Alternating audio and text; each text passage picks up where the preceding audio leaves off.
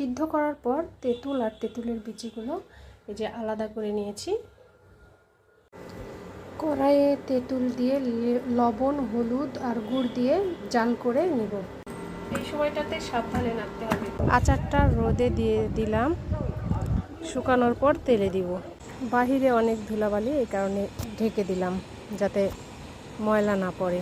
এখানে ধনিয়া, জিরা, পাঁচফোড়ন গুঁড়া করে নিয়েছি। মরিচ ভাজা হয়েছে, এবার এগুলো গুঁড়ো করে নেব। আচারের প্যানটা চুলায় দিয়ে দিয়েছি, এবার তেল দিয়ে দিব। এই যে তেল দিয়ে দিয়েছি, তেলের মধ্যে রসুন দিয়ে নিয়েছি। এবার রসুনগুলোকে লাল লাল করে ভেজে নেব। রসুনগুলো লাল লাল হয়ে গিয়েছে। এবার এই যে তেঁতুলগুলো রোদে দিয়েছিলাম, এইগুলো ওইটার ভিতর দিয়ে, তেঁতুল দেওয়ার পর এই যে মশলাগুলো ছিল, পাঁচফোড়ন আর মরিচের গুঁড়া, এগুলো সব দিয়ে দিবে। দেওয়ার পর সুন্দর করে নেড়ে চেড়ে নামিয়ে নেব। সংরক্ষণের জন্য এই যে এখানে সরিষার তেল দিয়ে আচারগুলো দিয়ে দিই। মুখ বন্ধ করে রেখে দিব।